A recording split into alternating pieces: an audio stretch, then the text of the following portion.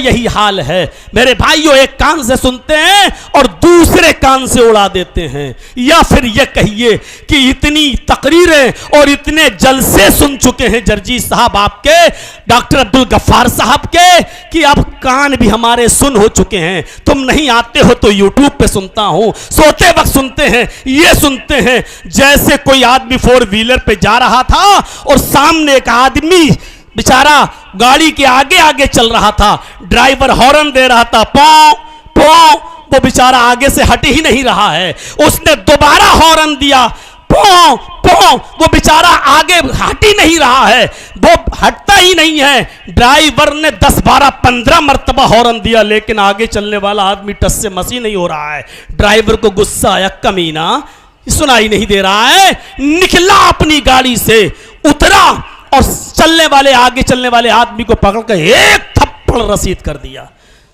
उसने कहा अरे क्यों मारा, क्या हुआ?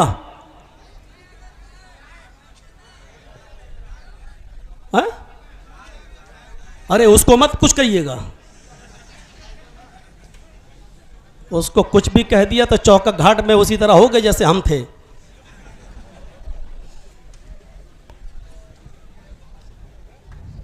तो मेरे भाइयों निकला और उसने एक थप्पड़ रसीद कर दिया।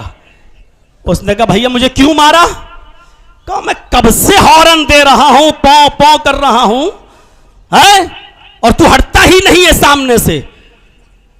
तो उस आदमी ने जवाब दिया, अरे भाई तुम इतनी जोर जोर से पौ पौ कर रहे थे कि तुम्हारी पौपों की आवाज से मेरे कान ही सुन हो गए, हमें सुनाई नहीं दे रहा था कि हॉर्न बज रहा कि नहीं, हमारे कान ही सुन हो गए। बस यही हाल आज हमारा भी है। इतने जलसे हम करा चुके, इतनी मौलवियों की तकरीरें सुन चुके कि अब हमारे कान भी पक चुके हैं। अब हम या तो समझते नहीं हैं या सुन लिया तो एक कान से और दूसरे कान से हमने उसको उड़ा दिया। मेरे भाइयों अगर फितरत में जिंदगी मौजूद हो तो इस्लाह के लिए एक जुमला काफी होता है, पूरी रात की तकरीरें और जलसे की जरूरत नहीं है। एक रिक्शा चलाने वाला रिक्शा चलाता था, गरीब था, सुबह से शाम तक रिक्शा चलाया, शाम को घर पहुंचा, बीवी भूख लगी है, मेहनत करता हूं, रिक्शा चलाता हूं, खाना लाओ। और बीवी ने उसके सामने अरहर की दाल रख दी, बिला बिगाड़ी हुई, न घी न छौंका लगा है, कुछ बिला भिकारी हुई दाल उसको दे दी सामने। उसको गुस्सा आया और लगा टनटनाने अपनी बीवी के ऊपर। मैं दिन भर मेहनत करता हूं, मजदूरी करता हूं, रिक्शा चलाता हूं, पसीना बहाता हूं, और खाने के लिए मुझे तुम अरहर की दाल खिला रही हो, वो भी बगैर छौके की, बगैर फ्राई किए हुए, बगैर बिना भगारी हुई दाल तुम मुझे दे रही हो। नहीं खाऊंगा, हटाओ यहां से, दाल खाने के लिए मैं पैदा हुआ। बीवी समझदार थी, नेक थी, उसने हम ही जैसे मौलवियों की तकरीरें सुन रखी थी। उसने कहा मेरे प्यारे शौहर गुस्सा होने की जरूरत नहीं है, अल्लाह का रिस्क है, इसको धुतकारने की जरूरत नहीं है। उस अल्लाह का शुक्र अदा करो जो तुम्हें खाने के लिए दाल भी मिल रही है और रोजाना तुम्हें वक्त पर मिल जाती है, किसी दिन नागा नहीं होता। क्या तुमने जनाबे मोहम्मदुर रसूलुल्लाह की जिंदगी के हालात नहीं सुने? उनकी बीवी हजरत आयशा फरमाती हैं, बुखारी की रिवायत है कि मेरा निकाह जब नबी अकरम से हुआ और जब रुखसती हुई तो मेरी उम्र थी 9 साल, और जब मैं 18 साल की हुई तो मेरे शौहर का इंतकाल हो गया। 9 साल से लेकर 18 साल तक मोहम्मद रसूलुल्लाह के साथ रही, यानी 9 से लेकर 18 तक 9-10 साल में जनाबे मोहम्मद रसूलुल्लाह के साथ रही। लेकिन नबी अकरम हजरत आयशा फरमाती हैं, माशा रसूलुल्लाह सल्लल्लाहु अलैहि वसल्लम तामन कत्तु, कि मैंने इस 9-10 साल की जिंदगी में अपने शौहर की मैंने देखा कि मोहम्मद रसूलुल्लाह ने, मेरे शौहर ने कभी पेट भर कर खाना नहीं खाया।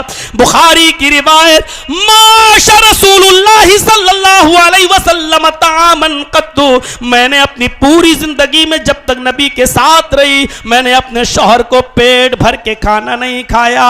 अरे 2-2 और 3-3 महीने तक नबी अकरम के घर में चूल्हा नहीं जला करता था। अल्लाह का शुक्र अदा करो, तुम्हें तो अरहर की दाल भी मिल जाती है, वो भी वक्त पर। शौहर भी ना शुक्रा नहीं था, थोड़ा सा तंग आ गया था, मेहनत मैं करूं और मिले अरहर की दाल। लेकिन जब उसने अपनी बीवी से ये बात सुनी तो बहुत शर्मिंदा हुआ, उठा और अपनी बीवी की पेशानी का बोसा देकर कहता है, अल्लाह तुम्हें जज़ाए खैर दे, जिस तरीके से तुमने मेरी रहनुमाई फरमाई, नबी की सीरत और नमूना पेश करने के बाद मैं फौरन खाता हूं और अल्लाह का शुक्र अदा करता हूं कि हमारे नबी के घर में तो चूल्हा भी नहीं जलता था 2-2 3-3 महीने, लेकिन अल्लाह मुझे कम से कम अरहर की दाल तो दे रहा है। इस रिक्शा चलाने वाले के सामने मौलवी जर्जीस ने 1.5-2 घंटे का लेक्चर नहीं दिया था, किसी मौलवी का बहुत लंबा चौड़ा खुतबा उसने नहीं सुना था, उसने अपनी बीवी से बस एक जुमला सुना और उसी वक्त वो शर्मिंदा हो गया और नादिम हो गया। यही सबसे बड़ी इंसानियत है। गुनाह तो होगा इंसान से, और जो गुनाह न करे फिर वो इंसान कहां रह गया। मेरे भाइयों, गुनाह न करने वाली मखलूक तो फरिश्ते हैं, फरिश्तों को अल्लाह ने गुनाह करने की सलाहियत दी ही नहीं है, लेकिन इंसान हो तो गलती तो होगी। आएंगे वाकयात, अभी चलूंगा उस तरफ मैं मेरे भाइयों, लेकिन इंसान हो तो खताएं और गलती तो होंगी। लेकिन मेरे भाइयों जरा गौर करो, मैं कहना क्या चाह रहा था कि उसके सामने सिर्फ एक नसीहत की गई और उसके अंदर सुधार पैदा हो गया। तो जरूरी नहीं कि सुधार के लिए लंबे लंबे इज्तिमात हों, इजलास हों, तकरीरें हों। अगर फितरत में जिंदगी बाकी है तो एक जुमला ही इंसान की इस्लाह के लिए काफी होता है, और वो घर के अफराद भी समझा सकते हैं, आपकी बीवी भी आपको नसीहत कर सकती है और शौहर भी अपनी बीवी को समझा सकता है। साहब आ गए, हमारे पड़ोस में रहने वाली उस औरत को देखो, ईद के दिन अलग कपड़ा पहनती है, ईद के दूसरे दिन दूसरा सूट पहनती है, तीसरे दिन तीसरा सूट पहनती है, चौथे दिन चौथा, 8 दिन मनाई जाती है ईद। पता नहीं, मऊ में जब मैं जाया करता था तो सुना है कि यहां 8 दिन तक काम नहीं होते और 8-8 दिन तक ईद मनती है। मेरे भाइयों, आपके यहां कितने दिन मनती है मुझे नहीं मालूम, लेकिन बीवी अगर ये कह रही है तो उसको कल वाला वाक़या सुनाओ। और शौहर भी बड़े प्यार से अपनी बीवी को बता सकता है कि हजरत आयशा फरमाती हैं कि मेरे पास कहीं से एक छींट का कपड़ा आ गया, मैंने उस तोहफे में आया, मैंने उसको संभाल कर रख लिया।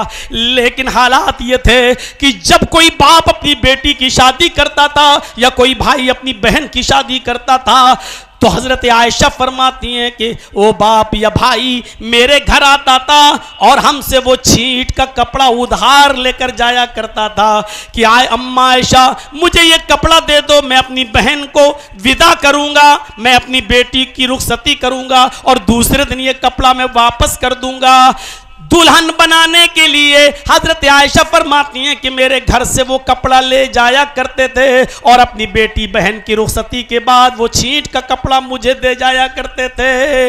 आज वो जमाना आ गया, हजरत आयशा फरमाती हैं अब जमाने ने इतनी तरक्की कर ली, अब हालात ये हो गए कि अब वो छींट का कपड़ा कोई लेने नहीं आता, और लेना तो छोड़ो, वो छींट का कपड़ा अगर मैं अपनी बांदी को, अपनी खादिमा को, अपनी नौकरानी को, अपने घर में काम करने वाली को देती हूं तो वो भी नाक और मुंह चढ़ाती है और कहती है कि मैं ये कपड़ा पहनूंगी, मुझे ये कपड़ा दे रही हो। आज मेरे घर की खादिमा भी वो कपड़ा पहनने के लिए तैयार नहीं है। इस अंदाज से शौहर भी अपनी बीवी को समझा सकता है कि देखो एक ही कपड़े को भाई भी ले जा रहा है बहन की रुखसती के लिए और बाप भी ले जा रहा बेटी की रुखसती के लिए। अरे कम से कम अल्लाह ने तुम्हें ईद के दिन एक कपड़ा तो दिया है नया पहनने के लिए, जरूरी नहीं कि तुम ईद की बासी का अलग कपड़ा लो और ईद के तीसरे दिन का अलग और चौथे दिन का अलग। शौहर भी चाहे तो बहुत आसानी के साथ समझा सकता है, और ये बात जो दिल पे असर करेगी मेरे भाइयों, वो जलसों और जुलूस की बात इतनी ज्यादा असर नहीं करेगी जो आप तन्हाई में और अकेले में जो आप समझाएंगे वो असर करेगी।